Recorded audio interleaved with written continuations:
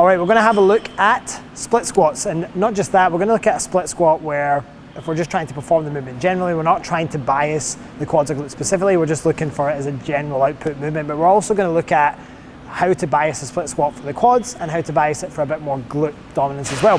So I'll get Mal to set up now. Now this is our general split squat now. We're not looking for her to set up in any particular width or position with her body that's going to bias one or the other. But the main thing we want for all of the variations is her setup, especially around her pelvic and core position. So in this situation, what we don't want her to do is we don't want her to flare that rib cage. Just show that quickly. We don't want that. What we do want is we want that rib cage and pelvis position nice and neutral to one another. And then for her degree of hip extension that she's comfortable with, so we could say that client, like we could want you to extend your hips and it ends up being over too much, but we actually want whatever is within her range where she feels comfortable, that's what we're going to start with. So from there, Mal's going to think about bending at the knee, driving the knee forward, and coming back up to the top. Now while she does that, I'm going to maintain this rib cage and pelvis position throughout. And you'll notice that she's also focusing on bending the back leg as well. So both knees are bending. And in this particular variation, the quads and the glutes are being loaded somewhat equally. Now, if we wanted to go into more of, say, a quad dominant split squat, this is where things change a little bit as far as the width of the stance or the length of the stance and body position. So in this situation, if we're doing a quad dominant split squat, Mal's going to pull our hips into what her end range extension is. Now, bear in mind, this might be too much for you. You might be here and that might be your end range. But for Mal, she's pretty mobile, so she's going to go there. Next thing as well is her stance width is not going to be quite as long. So you'll see it's a little bit shorter. And in this position now, she's going to think about minimizing the amount that the hips flex backwards. She's going to minimize the torso coming forward so the torso stays as upright as she can manage. She's going to focus on then driving that front leg as far over her toe as she can possibly get it. And again, so you notice really upright torso, knee driving as far away from the midline of her torso as she can possibly get it.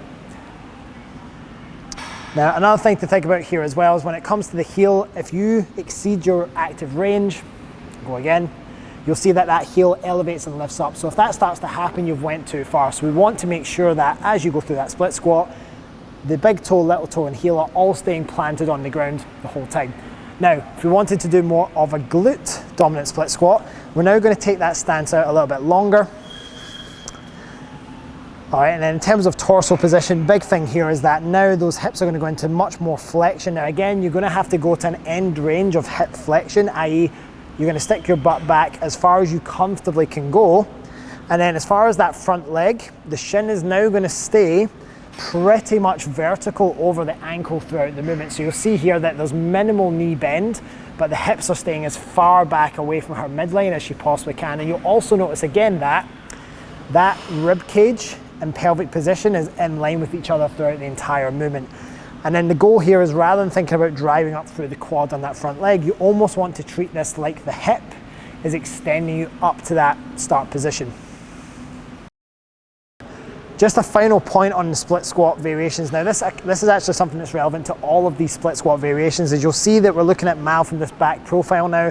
One common mistake we actually see a lot is we actually see almost like we call it like the ballerina or the tightrope walk type split squat, and you can see that this is a very narrow base of support and it's not a particularly great position to perform our split squats from, and as you'll see Mal's just struggling trying to hold that. So what we're really interested in here is you'll notice if we look at where Mal is now with each of her feet lined up with her hips, we want to make sure that when we set up for our split squats, if we look at the distance between, from a width perspective, between this foot and this foot, you'll see that from this hip lines up down with this foot, and on this side, this hip lines up down with this foot. So just really make sure that as you step back, you're stepping this foot back in line with this hip, and this foot is in line with this hip. So we make sure that the width is appropriate to your structure so that we can really get the most out of the split squat. Now, another thing you're going to want to think about from the front profile this time is if we get Mal to set up into position, and it's very common that when people perform split squats that they're maybe not that conscious about where that knee's going as far as when it's traveling forward, whether it's going in or going out. Now, very common that people perform a split squat, as they go down, that knee starts caving in towards the inside of the foot, or even sometimes people over-exaggerate that outward push of the knee as well. So remember, something that might be useful just as a cue is if you almost think about the second big toe If you want to think about driving that knee towards your second big toe, generally speaking, you're going to be able to keep that knee in the right alignment to really get the most out of whether it's the quad or the glute that you're trying to bias.